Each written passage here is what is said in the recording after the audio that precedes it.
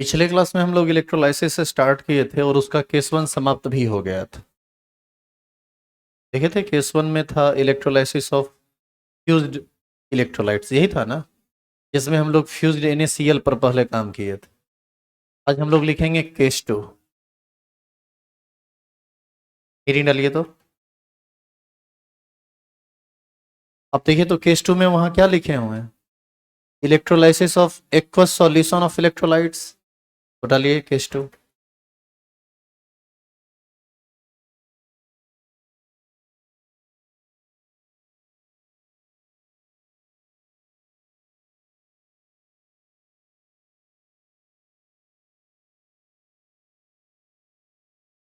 Electrolysis of aqueous solution of electrolytes.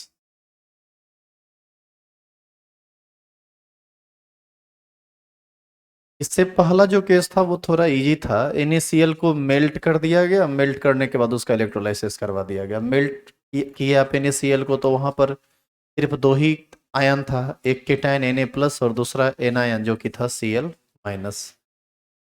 इसमें थोड़ा लफड़ा होता है तो इसको थोड़ा समझिएगा बढ़िया से, नहीं तो दिक्कत होगा बहुत आगे। इसी पर क्वेश्चन बहुत तरह का डिफरेंट डिफरेंट टाइप का आता है जो आपको कंफ्यूज कर देगा बाद में। सबसे पहले आप एक इलेक्ट्रोलाइटिक वेसल बना लीजिए, बनाइए तो साथ साथ।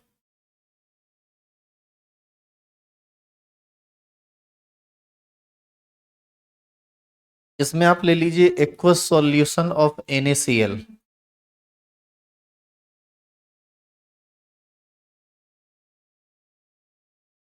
एक्वस सॉल्यूशन ऑफ NaCl का तो सिंपल मतलब ही है कि NaCl को पानी में आप डालें। नमक ये टूटेगा कैसे पानी में, Na+ में और Cl- में। तो इसमें दो टाइप का आयन आप देख रहे हैं, एक है Na+ और एक है Cl-। इसमें दो टाइप का और आयन है जो आपको दिख नहीं रहा है। वाटर जहां भी रहता है उसका सेल्फ आयोनाइजेशन होता है, H2O टूटता है H+ में और OH-। तो यहाँ पर Na+Cl- जो आया है वह इलेक्ट्रोलाइट के कारण आया है, और इस बर्तन में H+ और OH- भी है जो कहाँ से आया है, वाटर के। वाटर वाटर उपस्थित है इसलिए ऐसा, कहीं भी वाटर रहेगा तो वहां पर H+ और OH- रहेगा ही रहेगा, बराबर अमाउंट में रहता है तो वो न्यूट्रल रहता है। तो यदि आप एक्वस सॉल्यूशन ऑफ NaCl ली हैं तो यहाँ पर आप सिर्फ दो ही आयन नहीं लिख सकते हैं, Na+ और Cl-। यहाँ पर आप मजबूर हैं लिखने के लिए H+ भी और OH- भी। इसका ये मतलब हुआ कि यहाँ पर जो टोटल आयन है वो चार टाइप का है। दो टाइप, दो है केटायन, दो डिफरेंट टाइप का है केटायन, और दो डिफरेंट टाइप का है एनायन। केटायन में कौन कौन है, H+ और Na+। और एनायन में कौन कौन है, OH- और Cl-। Na+Cl- आया है इलेक्ट्रोलाइट से, और H+ और OH- आया है वाटर के सेल्फ आयोनाइजेशन से। वाटर का सेल्फ मतलब अपने आप वो टूटता रहता है H+ में और OH- में। अब चूंकि हम ये इलेक्ट्रोलाइटिक वेसल की बात कर रहे हैं यहाँ, तो निश्चित रूप से आपको यहाँ पर दो रॉड डालना पड़ेगा इसके अंदर। प्लेटिनम का रॉड डालिए, इधर भी और इधर भी, और इसको सेल से जोड़ दीजिए। आप याद कीजिए इसको हम निगेटिव बोले थे और इसको पॉजिटिव बोले थे। पॉजिटिव रॉड, नेगेटिव रॉड, या पॉजिटिव नेगेटिव इलेक्ट्रोड भी आप इसको बोल सकते हैं। इसको क्या बोला गया था, एनोड या कैथोड? इसको बोला गया था कैथोड, क्योंकि इलेक्ट्रोलाइटिक सेल में जो निगेटिव रॉड होता है वही कैथोड होता है, और जो पॉजिटिव रॉड होता है वो एनोड होता है। तो ये है एनोड और वो है कैथोड। अब आप जैसे स्विच को ऑन कीजिएगा, स्विच ऑन होगा तो तुरंत यहाँ पर इलेक्ट्रोलाइसिस वाला प्रोसेस स्टार्ट हो जाएगा। इसलिए क्या है कि जैसे ही आप स्विच को ऑन करेंगे इलेक्ट्रॉन का फ्लो होगा, और इलेक्ट्रॉन का फ्लो होगा तो एक इलेक्ट्रॉन लेगा और दूसरा इलेक्ट्रॉन देगा। यहाँ पर कौन लेगा कौन देगा और लेन देन के बाद क्या नया चीज बनेगा, इन सब चीजों पर थोड़ा गौर करना है। पहले आप बताइए कि अभी जो ये सॉल्यूशन है ये तो एक्वस सॉल्यूशन ऑफ NaCl है, पानी में नमक का ही ना सॉल्यूशन है, नमक एक सॉल्ट है NaCl। पानी पानी में यदि आप नमक को डाल के आप एक सॉल्यूशन बनाते हैं तो यह एक न्यूट्रल सॉल्यूशन माना जाता है। और यहाँ pH वैल्यू यदि आप निकालिएगा तो 7 आएगा, क्योंकि किसी भी न्यूट्रल सॉल्यूशन का जो pH होता है वो कितना होता है, 7। इन सब चीज़ों का बाद में जरूरत पड़ेगा जो जो बात हम बोल रहे हैं। अब हम वन बाय वन एक एक करके काम करेंगे। पहले हम काम करते हैं एट एनोड पर और फिर काम करते हैं एट कैथोड पर। चलो पहले कैथोड पर ही करते हैं। अब हम यहाँ से लिखते हैं, अभी आप कुछ मत लिखिए, आप सिर्फ देखिए, लिखने का तो 1 मिनट में लिख के ख़त्म कर दीजिएगा, लिखने का कुछ ज़्यादा है नहीं। हम यहाँ पर लिखते हैं एट कैथोड। सबसे पहले बताइए कि कैथोड पर कौन सा हाफ रिएक्शन होता है, रिडक्शन हाफ। तो हम यहाँ ब्रैकेट में लिख देते हैं कि यहाँ रिडक्शन होगा।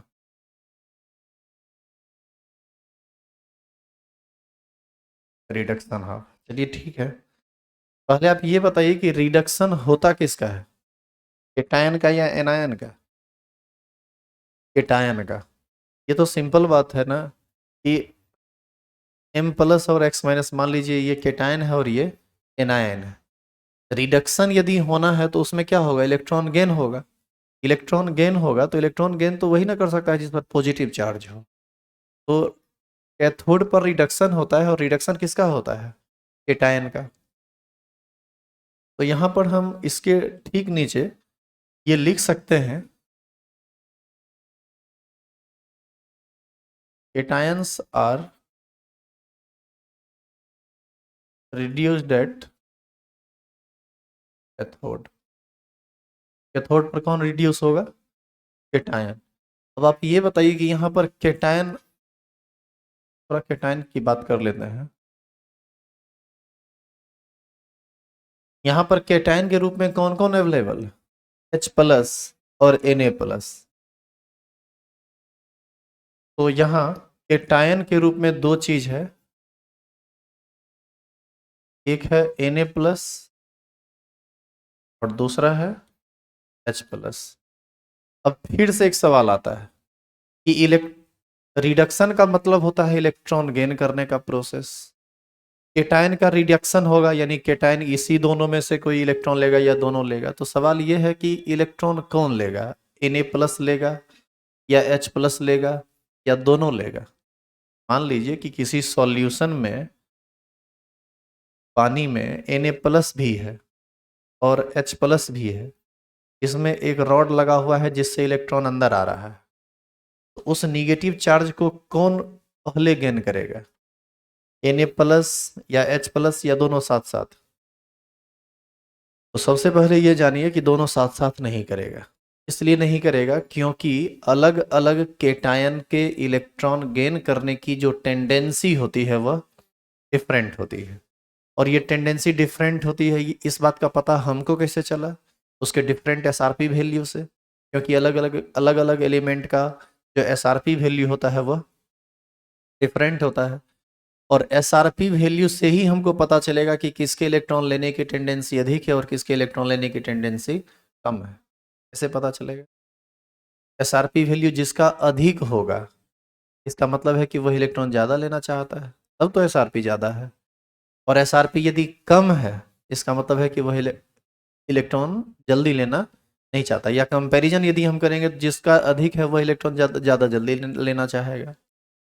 तो वैसी स्थिति में यहाँ पर केटायन दो जरूर है, लेकिन गेन करेगा कोई एक ही, या तो Na+ या फिर H+। इस चीज को डिसाइड हम कैसे करेंगे, इसके SRP वैल्यू से, मतलब इसके इलेक्ट्रॉन गेन करने की क्षमता से। इलेक्ट्रॉन गेन करने की टेंडेंसी का मेजरमेंट किस चीज से होगा, SRP वैल्यू से। और SRP वैल्यू से इसका मेजरमेंट कैसे होगा, जिसका SRP वैल्यू ज्यादा होगा उसके इलेक्ट्रॉन गेन करने की टेंडेंसी ज्यादा होगी। अब हमको ये कैसे पता चलेगा कि दोनों में किसका SRP ज्यादा है और किसका कम है, इसके लिए आपको जाना पड़ेगा EMF सीरीज पर। आप चेक कीजिए, एक टेबल आपको बताया गया था, उस टेबल में इंक्रीजिंग ऑर्डर ऑफ SRP लिखा हुआ है। देखिए शायद इंक्रीजिंग ऑर्डर ऑफ SRP ने लिखा हुआ है, अरे EMF सीरीज जो बताया गया था। सबसे ऊपर लिथियम लिखा हुआ है, सबसे नीचे में फ्लोरीन लिखा हुआ है। तो ऊपर से नीचे जब आप आ रहे हैं धीरे धीरे तो एसआरपी मान बढ़ न रहा है। तो इस दोनों में सोडियम और हाइड्रोजन में जो ऊपर होगा उसका एसआरपी मान कम होगा, और जो नीचे होगा इसका उसका एसआरपी मान ज्यादा होगा। चेक कीजिए कि हाइड्रोजन ऊपर है या सोडियम ऊपर है। हाइड्रोजन नीचे होगा, हाइड्रोजन नीचे होगा, सोडियम ऊपर होगा। तो वैसी स्थिति में हम ये कह सकते हैं कि हाइड्रोजन का जो एसआरपी वैल्यू है वह ज़्यादा है। और एसआरपी वैल्यू यदि ज़्यादा हाइड्रोजन का है तो डेफिनेटली यहाँ पर इलेक्ट्रॉन को गेन भी कौन करेगा? हाइड्रोजन। हाँ, हाइड्रोजन पूरा का पूरा यदि खत्म हो जाए और फिर भी आप यदि इलेक्ट्रोलाइसिस कराते रह गए, तब फिर इलेक्ट्रॉन को कौन गेन करेगा? सोडियम। तो हम यहाँ पर H प्लस की पहले बात कर लें।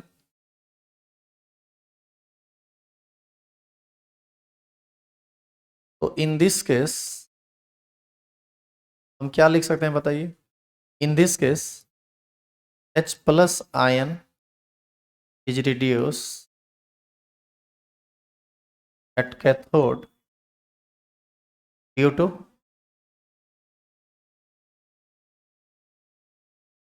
higher value of SRP with respect to sodium या Na प्लस लिख सकते हैं। क्या इस लाइन का मतलब आपको समझ में आया कि ये कहाँ से लिखे हैं? तो इसके अकॉर्डिंग हम रिएक्शन क्या लिख सकते हैं? तो इलेक्ट्रॉन गेन होगा तो उसको तो केमिकल रिएक्शन के रूप में ना आप लिखिएगा। तो कैसे लिखें बताइए? H प्लस एक पॉजिटिव चार्ज है तो ये एक इलेक्ट्रॉन गेन करेगा और कन्वर्ट करेगा किस में? हाइड्रोजन में। लेकिन इसका जो नेचुरल एग्जिस्टेंस है, क्या ये एटॉमिक मोनोएटॉमिक फॉर्म में रहता है?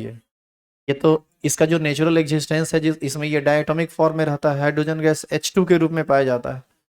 तो ये H2 बनने के लिए तो कम से कम दो हाइड्रोजन एटम का बनना जरूरी है। तो यही रिएक्शन यदि दो बार रिपीट हो जाए तो बताइए दो हाइड्रोजन बनेगा? दोनों हाइड्रोजन एटम मिलकर हाइड्रोजन का गैस बना देगा, यानी H2 मॉलिक्यूल बना देगा। इस चीज को दिखाने के लिए हम ऐसा कर सकते हैं, इसको लिख देते हैं 2। तो दो हाइड्रोजन दो इलेक्ट्रॉन गेन करेगा, क्या बना देगा? Hydrogen gas. क्या आई बात समझ में? तो ऐसी स्थिति में ये कौन सा कैथोड था ना? तो कैथोड पर एक बुलबुला निकलेगा, कैथोड यही है ना? यहाँ पर एक एयर ड्रॉप बनेगा, और ये वाला जो ये रेड एयर ड्रॉप आप देख रहे हैं इसके अगल बगल में बनेगा। ये किस चीज का एयर ड्रॉप? ये डेफिनेटली हम कह सकते हैं कि हाइड्रोजन गैस। ये हमको तुरंत पता नहीं चलेगा, हम जब इस पर पूरा इन्वेस्टिगेशन करेंगे अंदर में क्या क्या है नहीं है तो उसके हिसाब से पता चल जाएगा कि कौन सा गैस निकलेगा। और जरूरी नहीं है कि ये लैब में ही जाके जांच करें, ये यहाँ भी पॉसिबल है, थियोरिटिकली भी हम समझ सकते हैं इस बात को। अब बताइए कि जैसे जैसे धीरे धीरे हम रिएक्शन जब कराएंगे तो धीरे धीरे H प्लस आयन की जो संख्या है सॉल्यूशन में क्या होगी? घटेगी, क्योंकि H प्लस ही ना इलेक्ट्रॉन गेन करके हाइड्रोजन गैस में कन्वर्ट करके उड़ रहा है। जबकि सोडियम आयन का जो संख्या है जो पहले था वही बाद में भी रहेगा, क्योंकि Na प्लस का कोई काम अभी तक हुआ ही नहीं। आइए आगे। तो ये बात था किसका? कैथोड का। अब हम काम करते हैं किसके लिए? एनोड के लिए। एट एनोड, एनोड पर कौन सा हाफ रिएक्शन होता है? Oxidation half. ये थोड़ा और भारी है, आप एक काम करो यहाँ तक लिख लो तो पहले।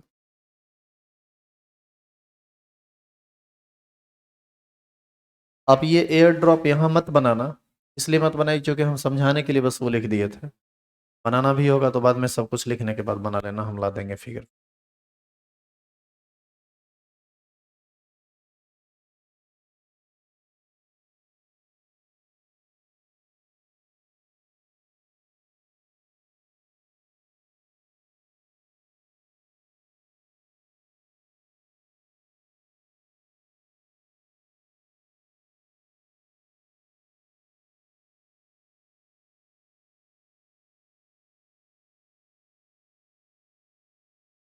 ये लिखे थे क्या?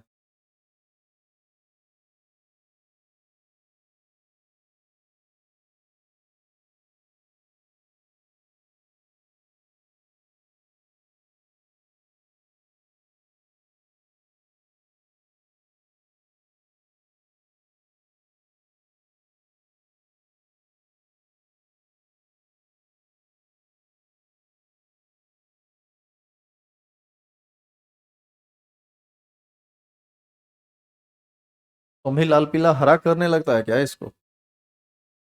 तुम एक पेन का यूज करो, हमारे पास बहुत सारा कलर है, हम यूज करेंगे। लिखो आगे।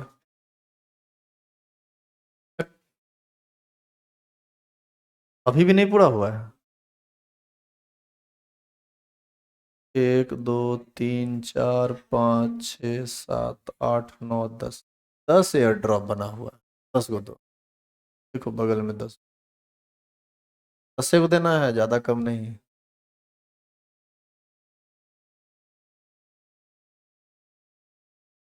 एग्जैक्ट फॉलो करते हैं, यही परेशानी का वजह है। हम अभी इसको ऐसे कर दें ना, ऐसे रॉड है, हम एना बनाएंगे।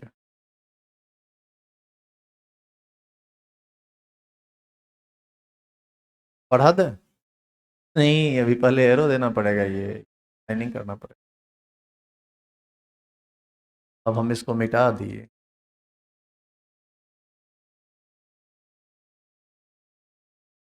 चलो उधर हो आगे। ये सब फोटो ऐसा है कि माथा में एक बार सेट कर लोगे, सबके लिए इतना टाइम चाहिए? नहीं भी उतारोगे तो काम चलेगा।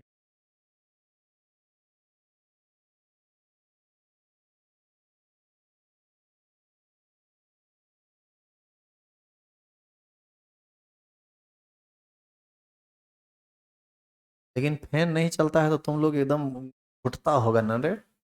फैन के आवाज के नीचे तुम लोग बात करते हो, वो खास करके लड़की नहीं, लड़का लोग को नहीं कह रहे हैं, लड़की लोग को कह रहे हैं।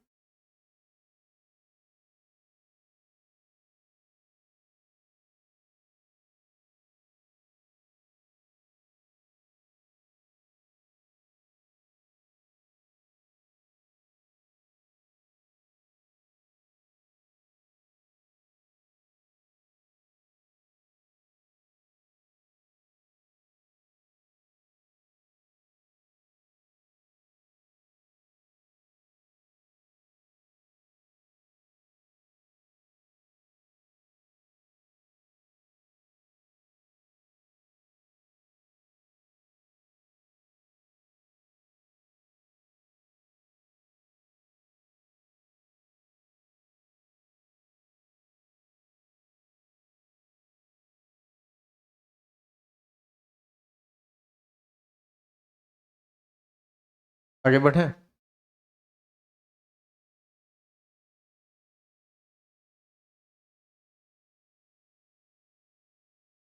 आगे बढ़ेंगे हम नहीं, अब आपको आगे बढ़ना है।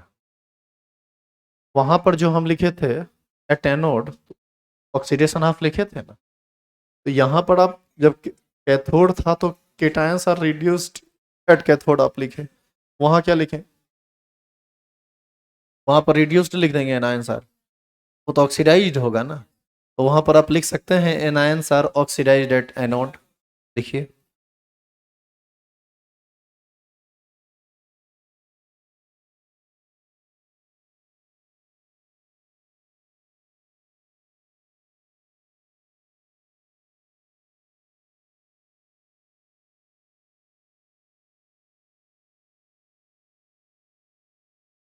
यहाँ पर केटायन दोनों हम इंडिकेट किए, यहाँ पर एनायन दोनों इंडिकेट करना पड़ेगा। कौन कौन एनायन है? यहाँ एनायन के रूप में Cl माइनस है और OH माइनस।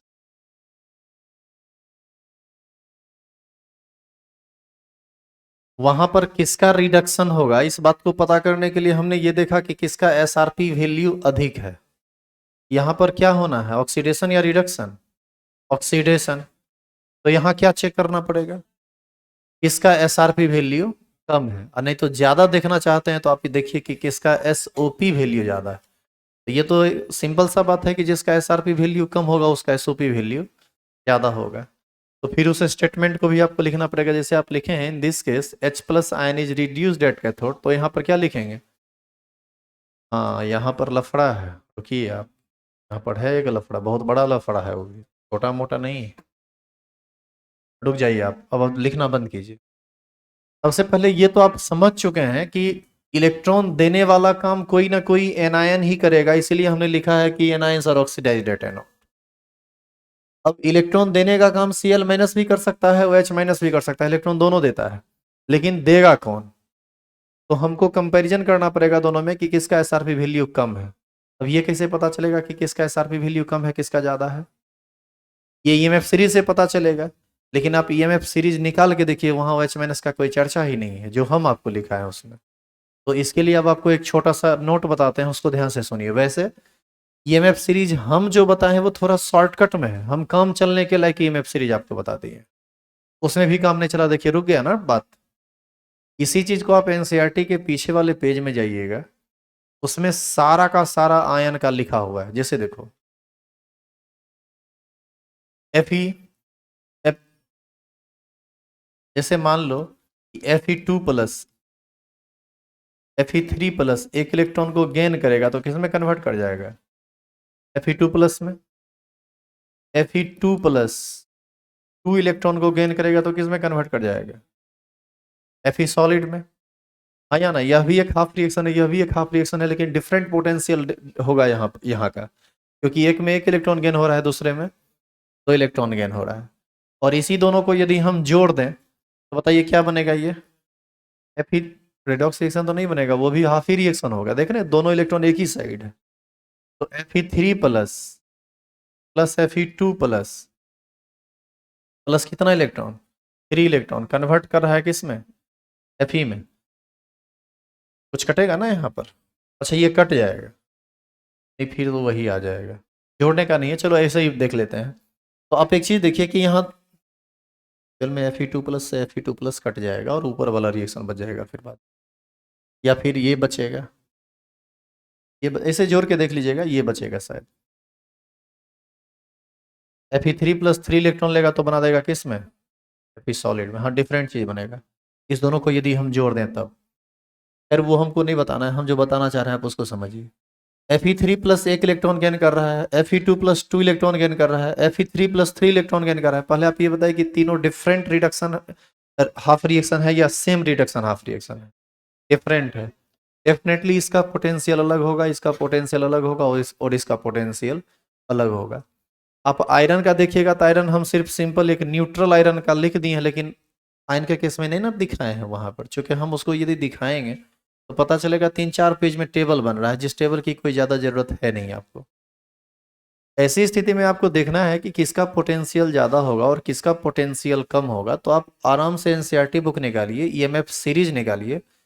हम आपको सिर्फ ये लिखा है इंक्रीजिंग ऑर्डर ऑफ एसआरपी, वो इंक्रीजिंग ऑर्डर ऑफ एसआरपी के साथ वो सारा का सारा एक्सपेरिमेंटल वैल्यू लिखा है जो उसका स्टैंडर्ड वैल्यू होता है। तो वहां पर वैल्यू देख के आपको पता चल जाएगा कि क्या है नहीं है। जैसे मान लीजिए कि अभी ही बर्तन में यहाँ पर केटाइन के रूप में क्या क्या था? H प्लस और Na प्लस था ना। मान लीजिए केटाइन के रूप में Fe2 प्लस होता और Fe3 प्लस होता, तब कौन इलेक्ट्रॉन गेन करता? तो Fe2 प्लस और दोनों तो आयरन का ना आयन है, एक है 2 प्लस और एक है 3 प्लस, तो कौन इलेक्ट्रॉन गेन करेगा ये डिपेंड करेगा उसके एसआरपी वैल्यू पर। आपको ईएमएफ सीरीज में जाना पड़ेगा, एनसीईआरटी में चेक करना पड़ेगा कि किसका एसआरपी वैल्यू ज़्यादा है, Fe2 प्लस का या Fe3 प्लस का। जिसका ज़्यादा होगा वो पहले खत्म होगा, बाद में वो खत्म होगा, यदि वो भी हम यदि कंटिन्यू करते हैं तब। तो ऐसी स्थिति में थोड़ा यहाँ पर आप रुकेंगे और आप यहाँ उलझ जाएंगे, उसको सुलझाने के लिए कुछ एक्स्ट्रा नोट्स हम आपको बता रहे हैं, आप इसको देखिए। यहाँ पर एक स्पेशल बात आपको बताया जा रहा है, उसको देखिए। तो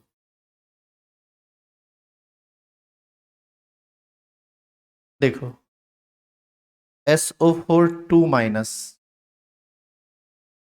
NO3 minus, OH minus, Cl minus, Br minus और I माइनस, ये टोटल 6 एनायन यहाँ पर लिखा हुआ है, और आप इसको जरूर याद रखिएगा। ये जैसे जैसे इधर आप आगे बढ़ेंगे ना, ये डिक्रीजिंग ऑर्डर ऑफ एसआरपी में लिखा हुआ है,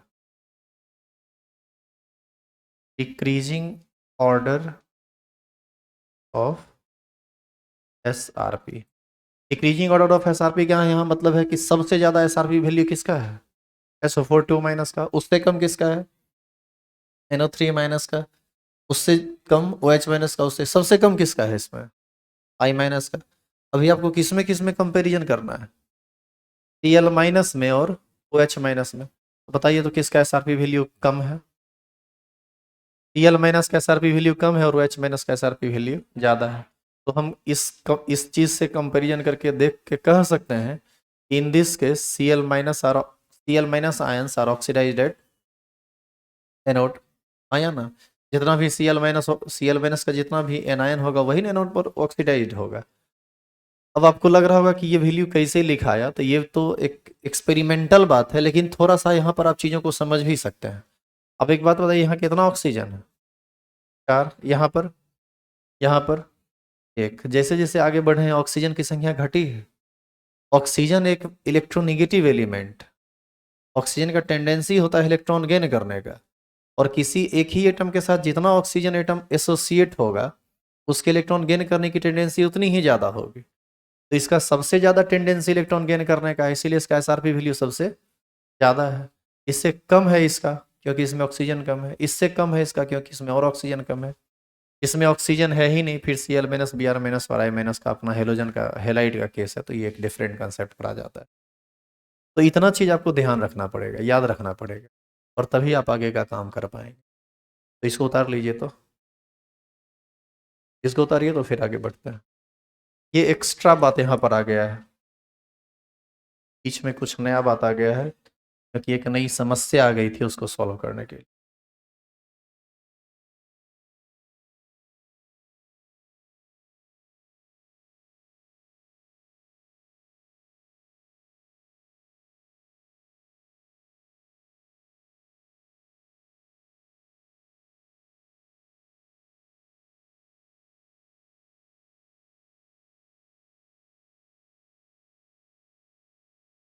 ये एक सीखने में थोड़ा टाइम लगेगा, इसके बाद 4-5 गो इलेक्ट्रोलाइसिस हम लोग करवाएंगे तो आसानी से वो कर लोगे, एक में ही थोड़ा टाइम लगता है।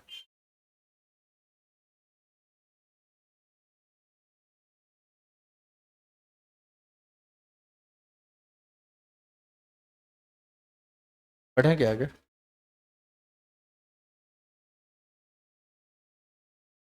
लिखेंगे इन दिस केस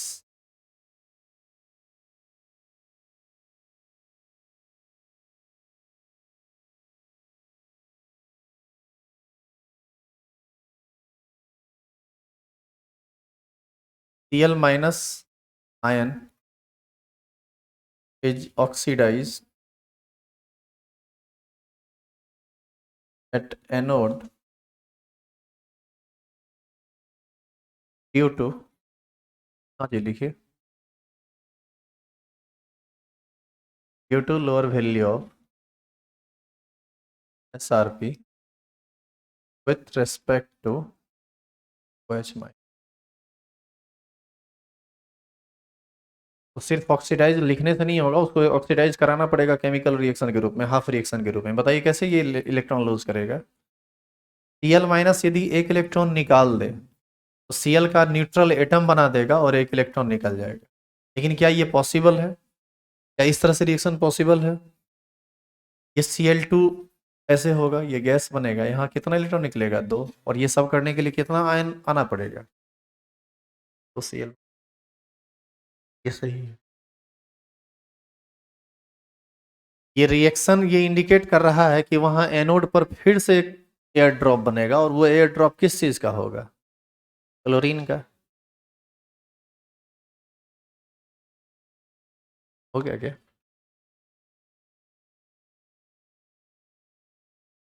एक एयर ड्रॉप यहां भी बन रहा होगा, और ये किस चीज का एयर ड्रॉप है, Cl2 का, क्लोरीन गैस।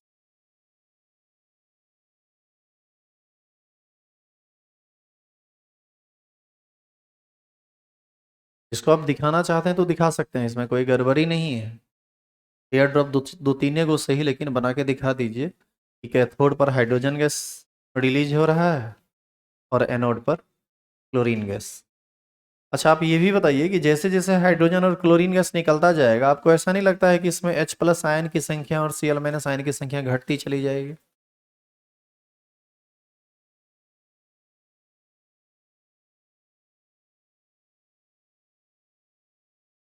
हो गया इलेक्ट्रोलाइसिस समाप्त। क्या इसमें किन्हीं को कोई परेशानी है? अब जो पढ़े हैं आप, वहां से क्वेश्चन क्या पूछता है आप उसको सुनिए। इसमें मैक्सिमम लोग क्वेश्चन गलत बना के आते हैं। अभी कितना बढ़िया से समझा दो, कितनों बढ़िया से समझा दो, एग्जाम में आप गलती कर ही बैठते हैं। और कैसे गलती हो जाती है वो भी थोड़ा समझेंगे। पहले क्वेश्चन सुनिए, क्वेश्चन क्या होता है। क्वेश्चन आपसे पूछेगा कि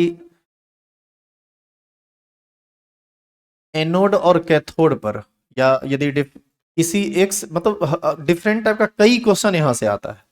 जैसे आपसे क्वेश्चन पूछेगा कि which of the following option is correct regarding electrolysis of fused NaCl। आपको ऑप्शन नंबर ए में लिख देगा कि Na sodium metal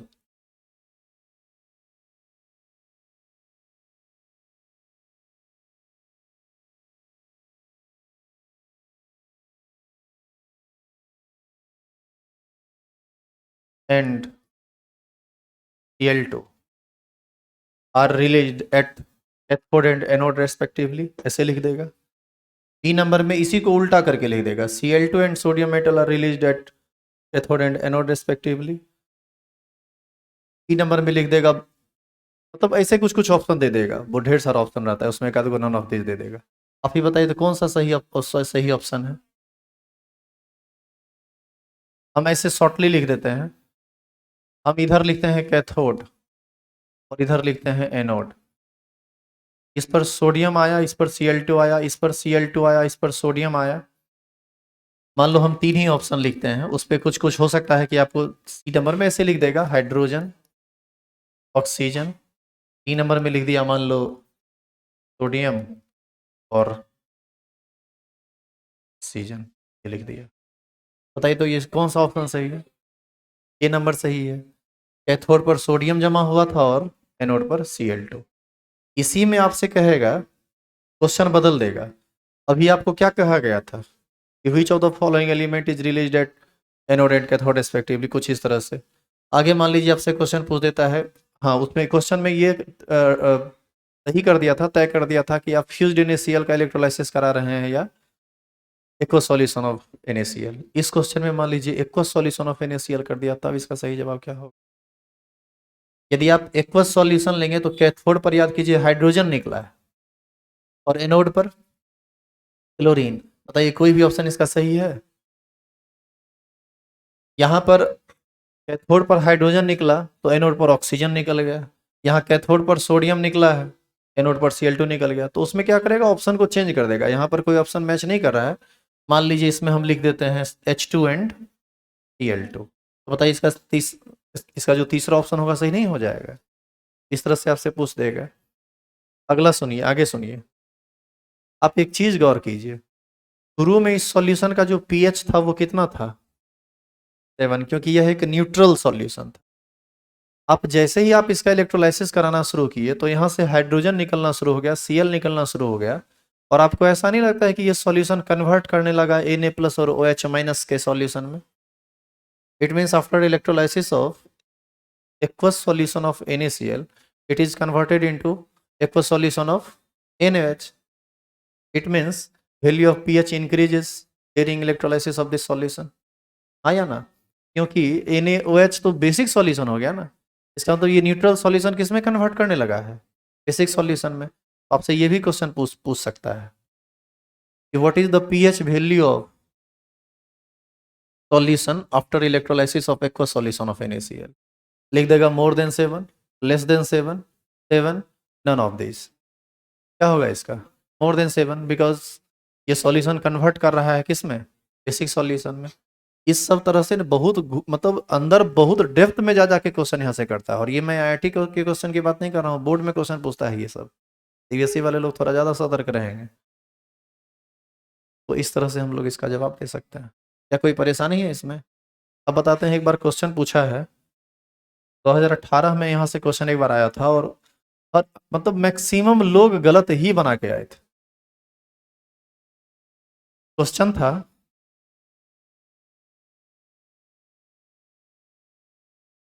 aqueous solution of NaF इसका इलेक्ट्रोलाइसिस कराया गया है।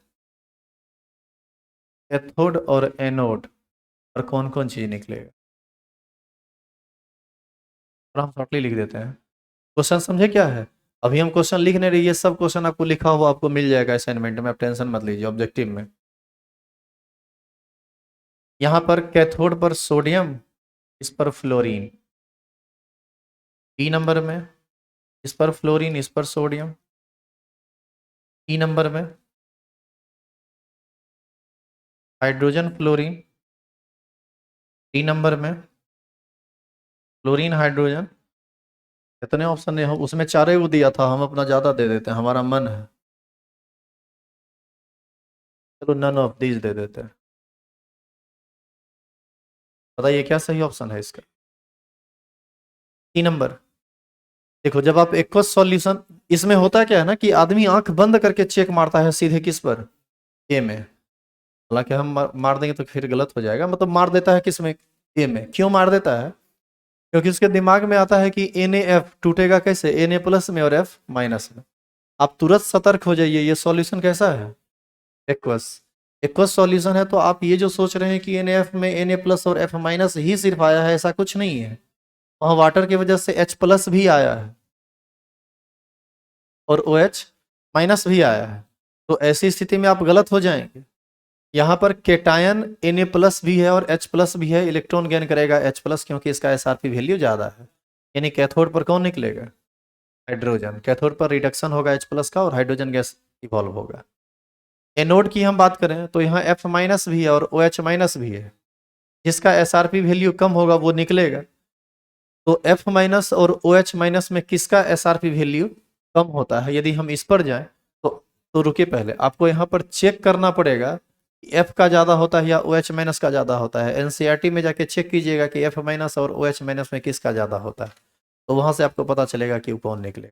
और ये आपका कल होमवर्क आप चेक करके लाएंगे। सुनिएगा, यदि F माइनस निकलेगा यहाँ से तो F2 निकलेगा, और OH माइनस यदि निकलेगा तो यहाँ से O2 निकलेगा। लेकिन इस सब का रिएक्शन हम कल बताएंगे, क्योंकि ये रिएक्शन अभी आप भी हो नहीं पाएगा, क्योंकि वो थोड़ा लंबा चौड़ा फिर प्रोसेस। OH माइनस कैसे रिएक्शन करता है ये सब के बारे में कल बताया जाएगा। क्या यहाँ तक आपको बात समझ में आया? चलिए फिर से लिखिए एक नोट, भागने के फिराक में कितना तेजी से।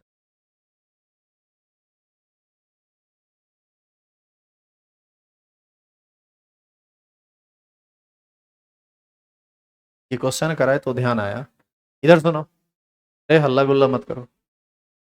अभी आप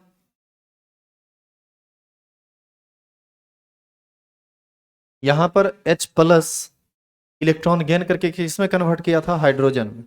ये H प्लस आया कहाँ से है, वाटर से, यहीं से ना आया है।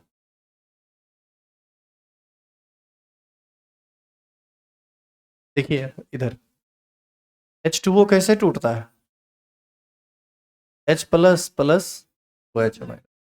आप वहां पर कितने H प्लस का यूज किए थे, 2 H प्लस का, तो कितना वाटर मॉलिक्यूल टूटा होगा H प्लस और OH माइनस में, 2। यदि हम यहाँ पर 2 लिख दें तो यहाँ 2 और यहाँ 2 हो जाएगा, हाँ या ना। अब आप इलेक्ट्रॉन कौन गेन किया है, H प्लस, यही ना दोनों, यही ना 2 H प्लस 2 इलेक्ट्रॉन गेन किया है। इसमें हम यदि 2 इलेक्ट्रॉन गेन करवा दें तो ये किस में कन्वर्ट कर जाएगा, हाइड्रोजन गैस में। यानी यदि हम ओवरऑल रिएक्शन लिखना चाहें तो आपको ऐसा नहीं लगता है कि ये जो 2H2O है, यही 2 इलेक्ट्रॉन को गेन करके कन्वर्ट कर रहा है किसमें, हाइड्रोजन गैस में, और किसमें कन्वर्ट कर रहा है, 2OH माइनस में। अब बताइए, तो ये जो रिएक्शन लिखा हुआ है यह एक हाफ रिएक्शन है या फुल रिएक्शन है? यह एक हाफ रिएक्शन है, और इसको हम इसलिए समझाए हैं ताकि आप ये समझ सकें कि वहां पर जो 2H प्लस आया था, ये 2 इलेक्ट्रॉन को गेन करके कन्वर्ट किया था किस में, हाइड्रोजन गैस में। इसमें सब बात कंसीडर नहीं किया जा सका है। क्यों, कैसे नहीं कंसीडर किया जा सका, H प्लस आया कहां से, क्या इसका पता चला उस रिएक्शन में, ये H प्लस कहां से आया इसका तो पता नहीं चल रहा है रिएक्शन से। लेकिन इस रिएक्शन से देखिए 2H2O है, ये टूटेगा 2H प्लस में और 2OH माइनस में। ये जो 2 इलेक्ट्रॉन है ये टूटेगा 2H प्लस में और 2OH माइनस में। ये जो 2 इलेक्ट्रॉन है ये दोनों इलेक्ट्रॉन गेन करेगा कौन? ये 2H plus, 2H plus convert कर जाएगा किस में? H2 गैस में। और ये बेचारा जो OH माइनस है वो जैसे था वैसे न रह जाएगा। बताइए वही ना रिएक्शन है ये। इसमें क्या है ना कि इस रिएक्शन में जितनी भी बातें हैं उसका पूरा का पूरा एक कंप्लीट नॉलेज है, इसमें कोई चीज छूटा नहीं है। उसमें लगता है कि कुछ कुछ चीज छूट गया है। अच्छा, H प्लस के निकल जाने के कारण ही ना OH माइनस फ्री हुआ, जिसकी वजह से न्यूट्रल सॉल्यूशन बेसिक में कन्वर्ट कर गया। तो ये सब बात ये रिएक्शन थोड़ा स्पष्ट करता है। और ये रिएक्शन इसलिए भी इंपॉर्टेंट है क्योंकि आप इस रिएक्शन को ध्यान से देखिए, आपको ऐसा नहीं लग रहा है कि वाटर इलेक्ट्रॉन को गेन कर रहा है और इलेक्ट्रॉन को गेन करने के बाद ये हाइड्रोजन गैस में कन्वर्ट कर रहा है और OH माइनस में कन्वर्ट कर रहा है। इस रिएक्शन को बोला जाता है reduction of water. Reduction of, जब वाटर का रिडक्शन हुआ तो कौन सा गैस निकला है? हाइड्रोजन। अब हम लोग कल पढ़ेंगे इसमें, उसमें हम लोग पढ़ेंगे ऑक्सीडेशन ऑफ वाटर। इसमें वाटर इलेक्ट्रॉन गेन कर रहा है, उसमें वाटर इलेक्ट्रॉन लूज करेगा। और आप देखिएगा जब इलेक्ट्रॉन को लूज करता है ना ये वाटर, तो हाइड्रोजन गैस के जगह पर बनता है ऑक्सीजन गैस। यही बात समझ में? उन सब चीज़ों को हम लोग नेक्स्ट क्लास में देखेंगे, आज उसके लिए टाइम नहीं मिलेगा। फिर इलेक्ट्रोलाइसिस का ऑप्शन भी चेंज करना पड़ेगा, इसको याद रखिएगा हमेशा। कभी कभी तो डायरेक्ट ये पूछ देता है, रिएक्शन पूछ देता है, रिडक्शन ऑफ वाटर का, ऑक्सीडेशन ऑफ वाटर का।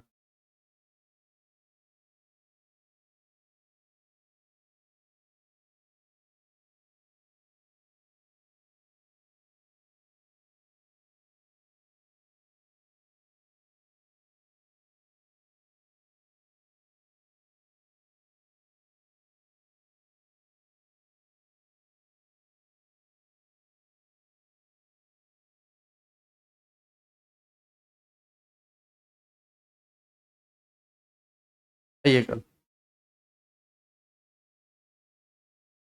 कल सुनिए इधर एक और चीज, ये लगभग समाप्त हो गया है। मात्र 5 से 7 मिनट में हम एक दो और एग्जाम्पल कराएंगे, इसको खत्म करेंगे। और कल से स्टार्ट होगा फैराडे लॉ ऑफ इलेक्ट्रोलाइसिस। उसमें 2 लॉ है, एक फर्स्ट लॉ दूसरा सेकंड लॉ। 100% गारंटी है इस बात का कि क्वेश्चन उससे आएगा ही आएगा। कल का क्लास बहुत ज़्यादा इंपॉर्टेंट है, कैलकुलेशन के पॉइंट ऑफ व्यू से, एग्जाम के पॉइंट ऑफ व्यू से, सब्जेक्टिव क्वेश्चन के पॉइंट ऑफ व्यू से।